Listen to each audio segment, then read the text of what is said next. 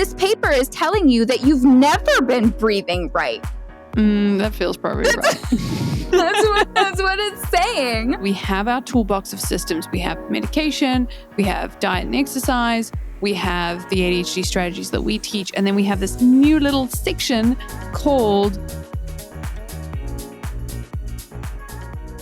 Hello, everybody. Today, I am so excited to be coming to you with this research recap because we're going to be talking about something that we've been discussing, but we haven't gone into the research on. And I'll just put this up front. If you are somebody who feels like you are treatment resistant, as in your ADHD support that you're getting is not working for you, this might be one of the reasons why. We're going to be talking about polyvagal and the autonomic nervous system. And we're going to be deep diving some of the research on this. So if you loved the previous episodes where we talked about this is going to wrap all those things together. So I'm very excited because Sarah has done a ton of research on this as per usual, and we're going to get into it. Yeah, I'm super excited. This is going to be probably a definition heavy episode, I suppose, but it's going to be really relatable and engaging because this is the visceral experience of ADHD. This is the tactile experience. Yeah, you know us. We're going to keep it fun and light. I mean, we've taken you through how many neuroscience papers now? You can trust us. So the first paper is from 2022, and it looks at the association between ADHD and the autonomic nervous system. The whole purpose of this paper was to look at the connection between those two areas and focusing on physiological markers, so things that we can really measure, like heart rate variability, to do that. So, Sarah, let's do the first definition, and then I'm going to ask you for some examples of that.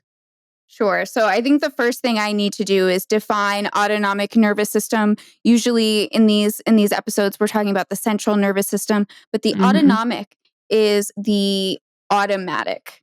It's your blood pressure, it's sweating, it's your body reacting to the temperature changes.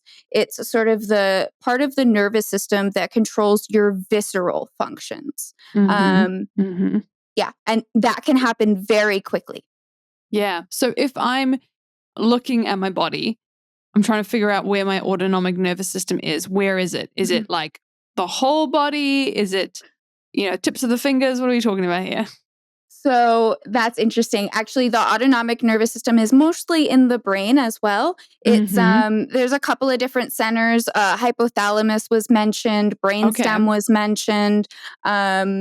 It's part of the peripheral nervous system. So the peripheral nervous system is the part that goes down into the fingers and gives you the little sensation in your elbow.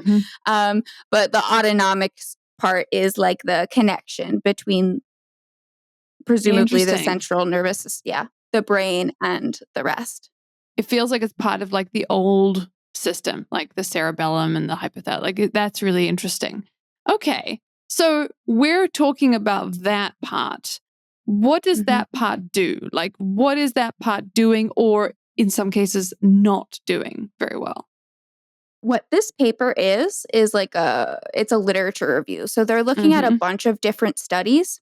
We've got 52 studies in this first paper. A few of those were meta-analysis. And really what they saw was what they called autonomic dysfunction with ADHD. Sort of the way the autonomic nervous system was behaving in an ADHD person was different compared to a not ADHD person. Particularly, they say in the parasympathetic activity. The parasympathetic nervous system is the one that helps the body relax. Oh, okay. It's what's activated when we exhale. Am I going to understand that maybe it's not so great for people who have ADHD? So yeah, the people with ADHD actually have reduced activity, sort of dysregulation with the emotional responses there. Yeah. Okay. So if we jump into the paper, how did this paper examine this? How did it do this literature review? Sure. So first what they did was take us through what we know, basically. The paper is like the association between this thing and this thing and update. So they come in with like a pretty solid introduction, and then they just go through each concept and like update Okay. us on possible knowledge. So some of the things that we talk about are, again, the autonomic nervous system, and sort of how that all works together in the brain. Another thing that they observed was the reduced heart rate variability. It's the variation in between heartbeats. So it's not exactly like your pulse or your heart rate, but it's kind of like that. Right. Okay, so that was another physiological marker that they used. It was one of the biggest ones. So what they have so far is that we know people with ADHD, I guess, have greater heart rate variability and struggle to relax more. Yeah. Sorry, I'm really throwing all the questions at you. No, it's okay. So it's like screaming in my face because like the physical experience of the heart rate, the reduced heart rate variability, it suggests the inability to relax. So in a healthy body, the heart rate would be able to like regulate itself in order to help us feel relaxed. It's sort of like, how do you know you're anxious? Oh, well, I get tense in my chest. How do I know I'm relaxing? I don't know. I feel tingly in my fingers, that sort of thing. Like we're talking very subjective. But just because I thought it was super interesting, I also looked at the other physiological things that they looked at, and it was things like skin temperature, like how your skin would react to a temperature change. Interesting. They're just Oh, okay. So really what they're showing here, what we know is that with ADHD, we're struggling to relax. And it's a chicken or an egg thing, I imagine. It's like, are we struggling to relax because we have ADHD, or are we struggling to relax because we are ADHD? Right. Yeah. And sort of the underlying theory that they use to bring this all together is called polyvagal theory. So if I could sum that up, yes, please do. It basically means the autonomic nervous system regulates the brain and the heart functions. Obviously, I could say that in much bigger words. Oh, I know you could. They also say that, another way to look at it is saying that the vagus nerve is unable to balance between the sympathetic and the parasympathetic responses. Okay. So this is something interesting because I've heard of polyvagal theory before, but I have to admit I haven't really understood it until we've had this conversation, because it's something that so many people care about so deeply. And why do we care about this, Sarah? Because I know there's a reason. Yeah, I think it's really hard to talk about for some people because, as we'll talk about in the next paper, the polyvagal theory really relates to many, mental health conditions, probably all of them. But sort of some people are able to take medication and do meditation and they feel great. And then other times there are conditions that require like more from your treatment. I think also why it's really hard to talk about is because up till very recently, there haven't been treatments for, helping to regulate your vagus nerve. And that's a whole nother episode. They're talking about like, electrode stimulation. There's little handheld devices you could purchase.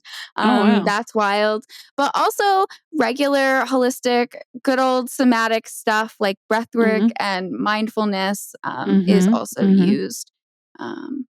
It sort of provides another treatment opportunity for people who have sort of exhausted the stuff that's available to them.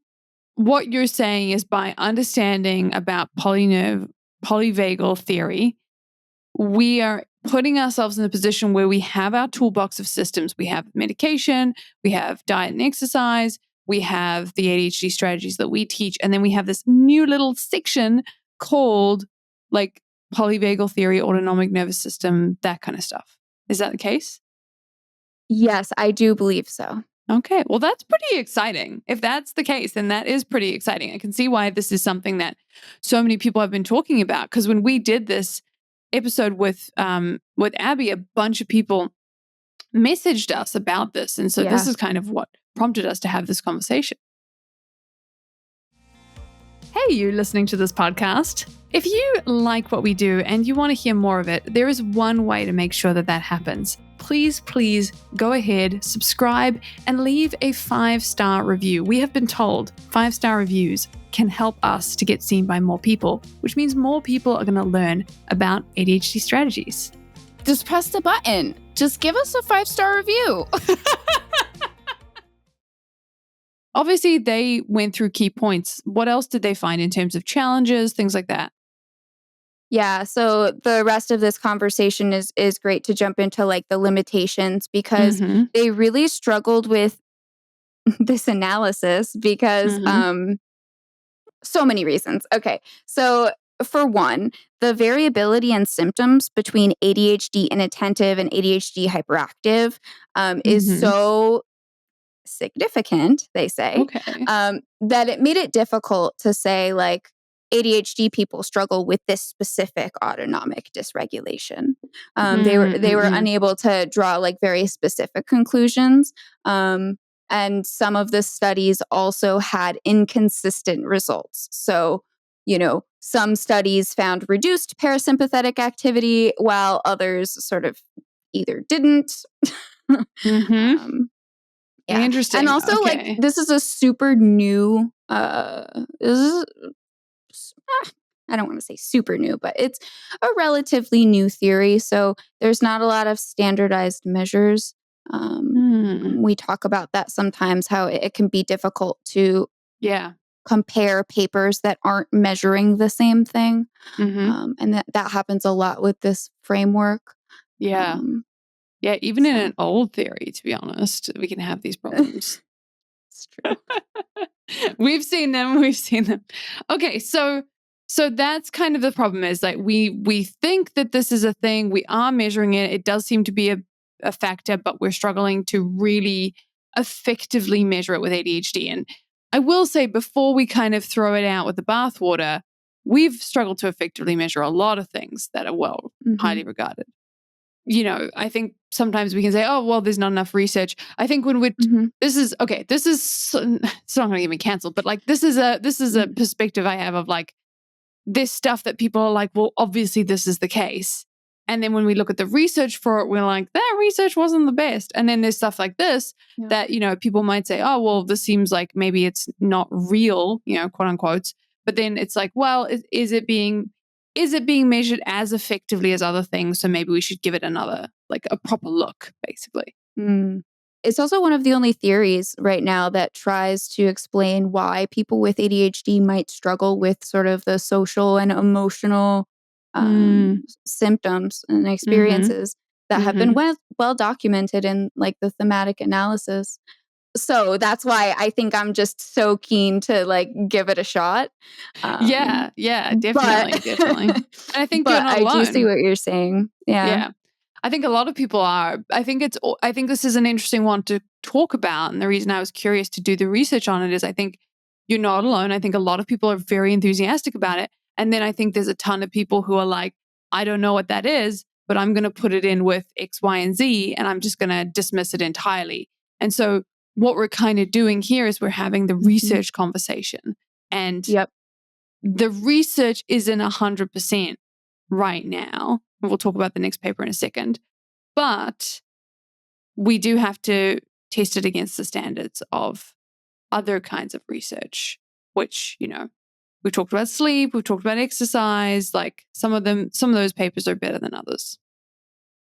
That's very true. That's why it was really important for me to select only like larger review papers that were looking at multiple different studies.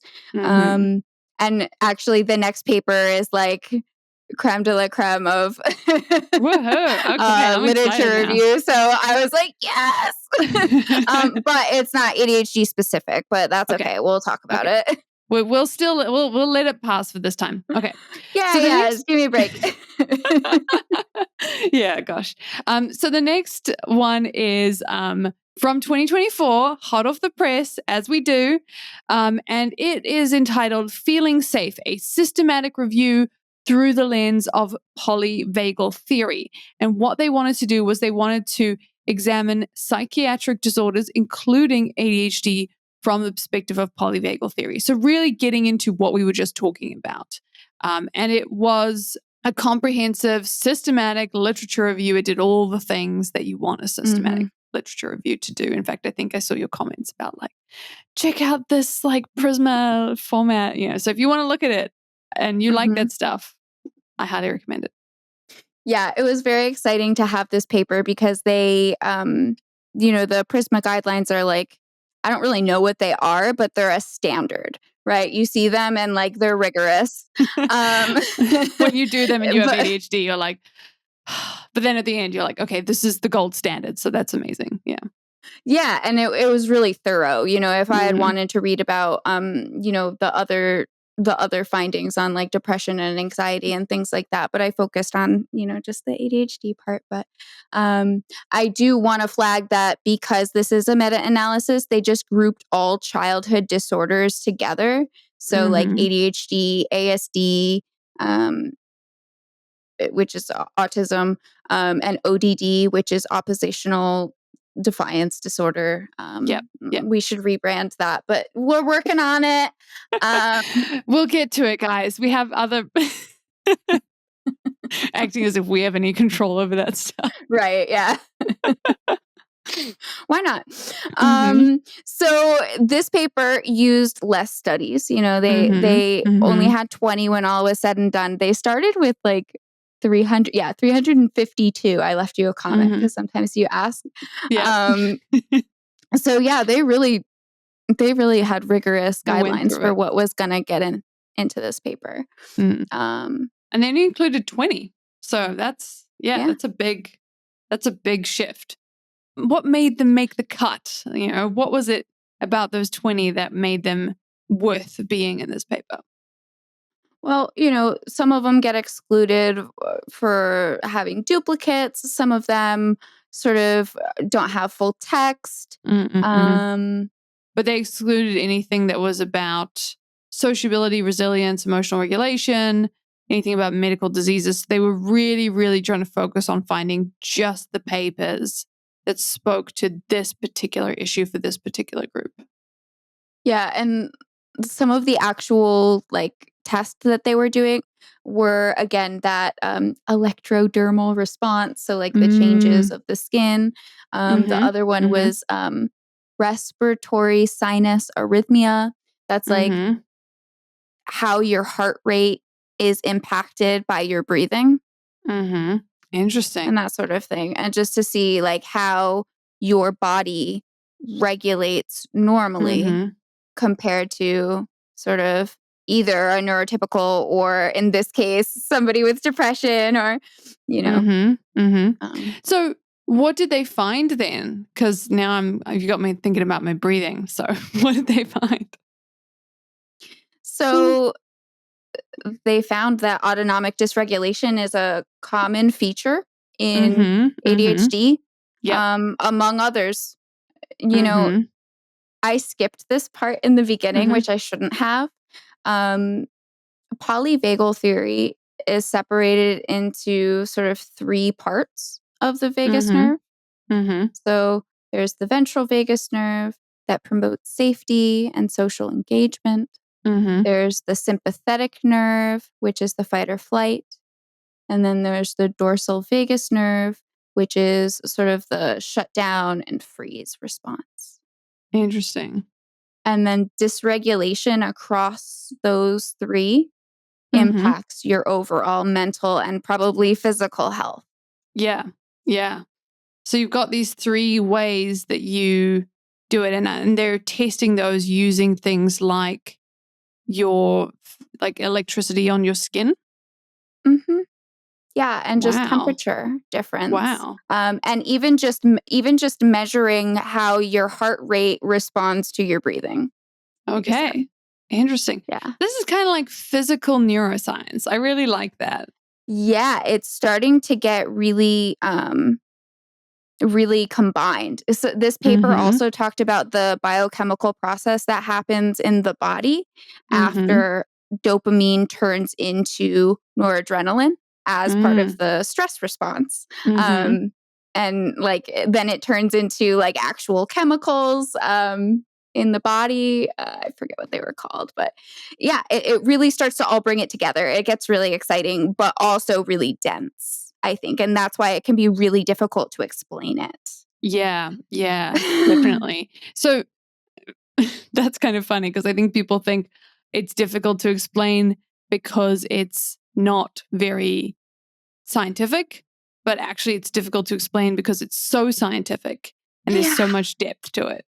There's so much groundwork before you can even understand what I'm talking about. Yeah. Yeah. I Yeah. definitely. I feel like doing this has given me way more information, and I literally spoke to Abby for like several hours on this topic. And it worked, and I tried some of the systems, but like actually understanding how the brain works, I think that's very grounding. So, Mm.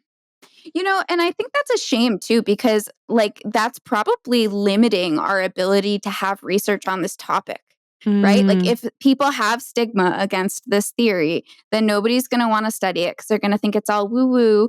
And mhm, then we're going to continue to not have enough evidence to really draw good claims on yeah. this. So, And then if you're somebody who gets into a flight freeze space or a shutdown or struggles with or maybe feeling you're a safe, hysterical woman and you're treatment resistant. not specific at all. And it's yeah. And but it is. It's like this stuff is important because we want to do this, especially with ADHD, more and more now the emotional regulation side is becoming a part of it. I get conversations about this Yeah. stuff all the time and people are saying, "Well, what strategies do we use?" And right now there are strategies, but this research really kicks it into gear in the same way as the research into the neuroscience allowed us to build the strategies for focused balanced Mhm. days because we understood how our brain works to do that. I think the difficulty right now is that there isn't a new treatment to help with Mm, this, right? It's mm, all the same stuff. It's all mindfulness, it's yoga, it's healthy diet and exercise, it's hmm. breath work. Just breathe. Um, I am breathing. I'm alive. yeah, I know I'm not doing it right. Like literally, but this paper is telling you that you've never been breathing right. That feels probably right. That's what it's saying.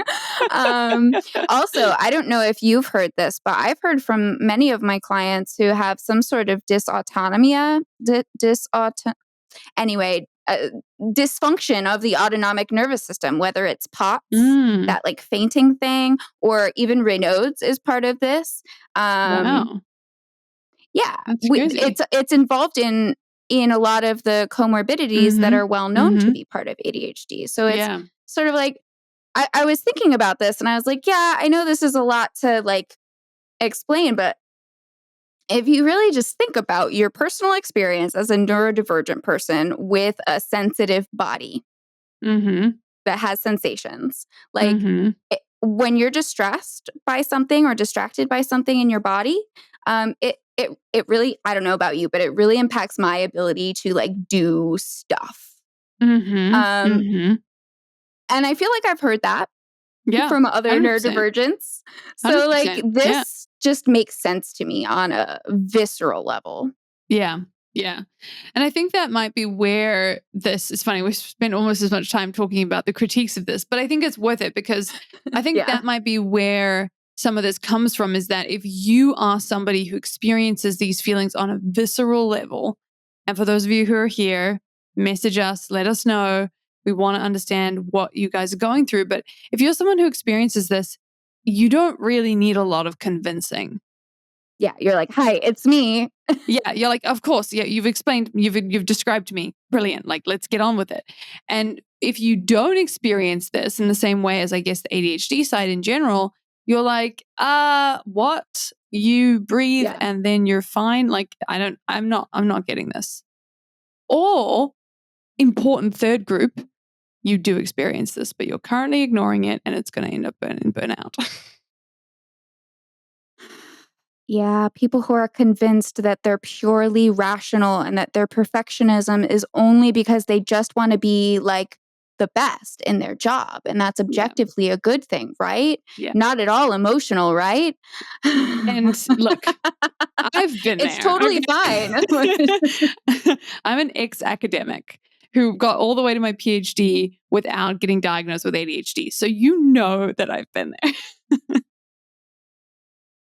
But it's true. Like these sort of Yeah. ideas and these systems, they do add another flavor to what we're talking about. And they add another little space in your tool belt for some of that more emotional stuff. Yeah, it's really exciting, sort of with the advances in technology to see Mm-hmm. what we're able to learn next. Exactly.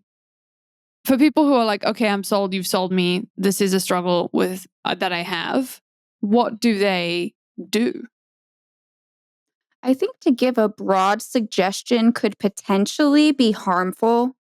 Okay, good to know. Like, for example, if I were to suggest a particular breathing exercise to someone who has a traumatic experience, they might respond poorly to that. And so, Mm-hmm. to make a suggestion about, like, oh, do this very specifically, I'm not going to do that.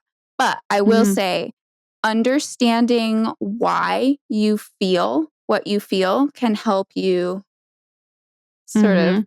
prevent those Yeah. experiences in the future. Either you limit your exposures to the trigger or Mm-hmm. potentially work through them. Yeah, Um, that makes sense. And I like that answer actually. as an ADHD person, my journey to mindfulness was like literally years in the making. Um, Mm-hmm. but, you know, sort of if you're ready for a mindfulness exercise, we Mm-hmm. have an article on our website.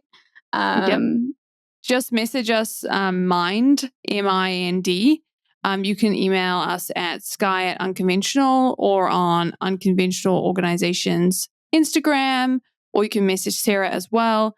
And yeah, just send it to us, and we will send you the article to help you, I guess, get your first steps on this idea of mindfulness. Because you're totally right, Sarah, and I love that answer. talks a little bit about how to access mindfulness for the first time Mm-hmm. as an ADHD person who doesn't like to sit still and Yes. close their eyes. Ew. Mm-mm. Nope, nope, nope. And and for those of you who read it, I would just want to add as well, like I personally have found journaling very helpful as an exercise, as a mindfulness exercise. Recently discovered that again. And I hate closing my eyes and doing nothing. Mhm. And there was a long time when mindfulness was just an inaccessible thing for me at the time, many years ago. And now being able to like stop and do a stream of consciousness journal is a game changer. So these things do work. And it's that Mhm. experimentation mindset we always talk about. I love that for you. Thank you. I love that for me too. And my family and everyone Yeah. that works with me. When I do journaling, I have to do something more structured than that. Interesting. Yeah. Otherwise I don't know. I overthink my stream of consciousness and like judge my Mm-hmm. own thoughts because I'm like, why am I even thinking about that? Like, we can't write about that. Um, Yeah, I will say it's in a that's locked, like no one can access this information. Um, but yeah, it's and that's exactly an example, right? Like we both have super different ways of regulating our own nervous system, and so these are examples even within individuals who are pretty similar when it comes to ADHD. So Mhm. let's talk then about, the limitations, because obviously this one had limitations as well. All of the papers do. So what were the limitations Basically of the this same. article? The same. Basically the same. It's like an evolving theory. So a lot of this stuff still requires research and direct proof. Especially like for treatments, like treatment improvements, Yeah. We've seen mindfulness improve emotional dysregulation, but this isn't exactly the same. This is sort of nervous system dysregulation. This is more. Yeah. We just need more papers. So we have to get more people excited about it. Yes. We are once again asking for more papers on this topic, on any topic related to ADHD. But that sounds really good. And you know that if there are more papers, we will be here and we will be talking about them and we will be giving it to you. So thanks so much for bringing this to us, Sarah. I am very excited to see what you guys think. Message us, share, send it to your friends who you know might need to see it. And we'll see you next time. Bye. Bye.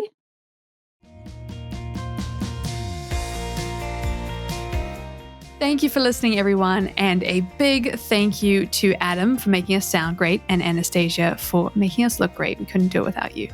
And if you're looking for any of the references to the papers that we discussed, head on over to our show notes page because I always bring the receipts. Plus, if you want to find out more about us or any more deep diving into what we're doing, you can find us on Substack. That's where the community is. That's where we're chatting. And you can see all of the fun and exciting things that we are bringing to the table. Thanks for being here.